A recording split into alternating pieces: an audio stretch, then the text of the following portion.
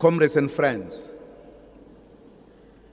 maybe it is worth mentioning one important fact,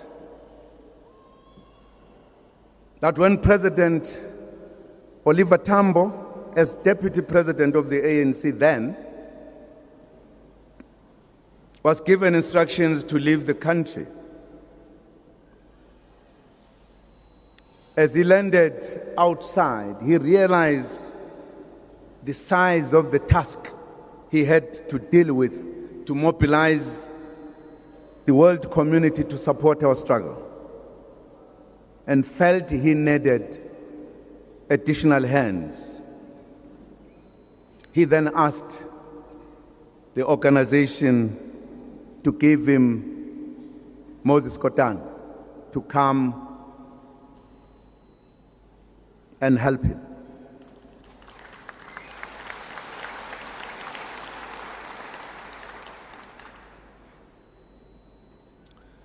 What had Tambo come across? He went into a number of countries to ask for support of our struggle. All the Western countries, with no exception, said no. And yet, we had a struggle to fight.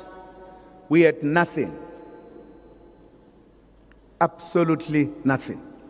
Countries in Africa did not have all the necessary things we needed.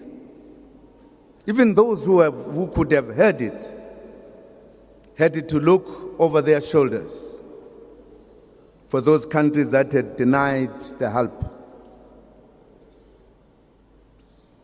It was only when Oliver Tambo went to the Soviet Union then and other socialist countries where we got help to fight our struggle.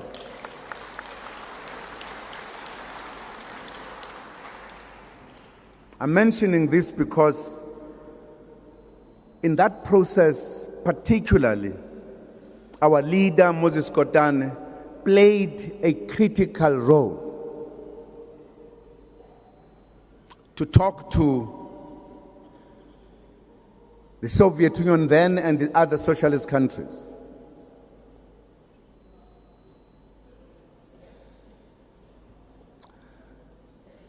And now Russia, the then Soviet Union, supported us with everything. Military training of every description you can think of, academic education, produced doctors and everything, fed us, supported us to have something to eat. Even when we had difficulties in Africa, we did not know where to go because of the pressure from these countries who did not want to fight our struggle. They opened their doors to bring back all the cadres to stay in Russia. And all of these were done free of charge, no strings attached.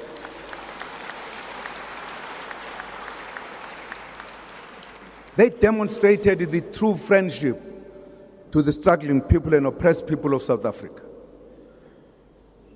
In fact, that we had the cutting edge of our struggle. We produced soldiers and everything. It was because of Russia, in the main.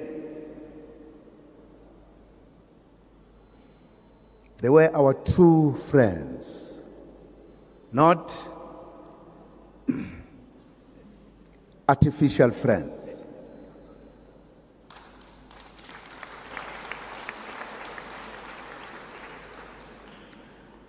When we were sick,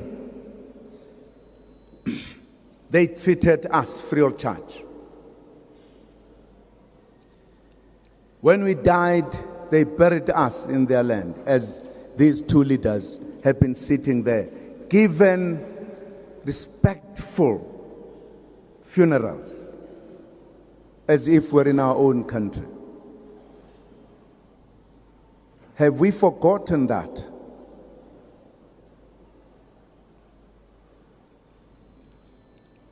Maybe yes, because we now have new friends, wonderful friends with a lot of money. Maybe we've forgotten that.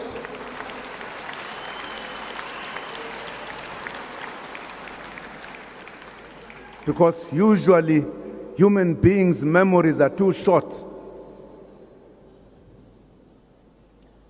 I wonder how we would have fought this struggle without the Soviet Union and the socialist countries that today you are ashamed to talk about.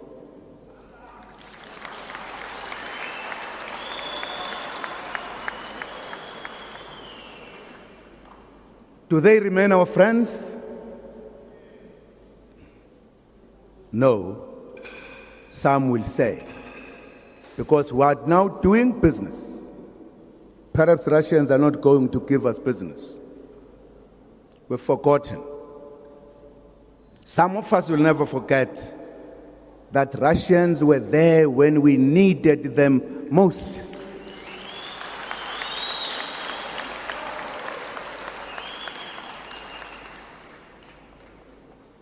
And that's why, when we asked, I had a discussion with President Vladimir Putin to introduce the request that we want our leaders home. And they did not hesitate, although they said these are international leaders. They could be everywhere in the world, but they understood. And they yesterday gave these two leaders one of the most respectful send-off with the Presidential Guard.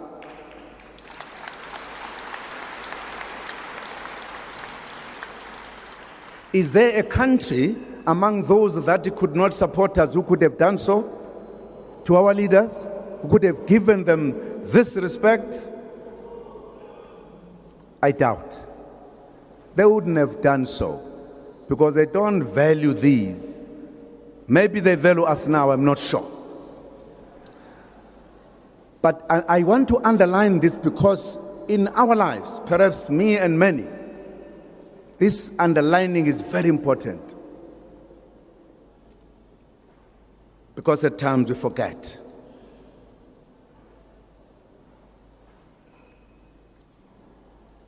And if I didn't say this when these two leaders are here, I wouldn't have an opportunity to say it again.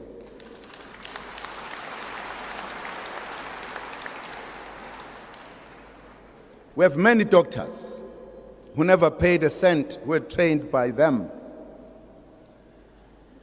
and generals.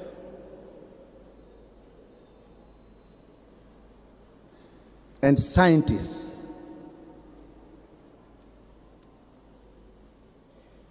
Just 20 years.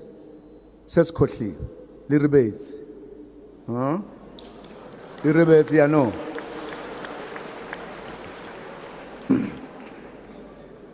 These are facts of history. You cannot erase them. Fact that they capacitated us to fight and defeat our enemy. Nobody else.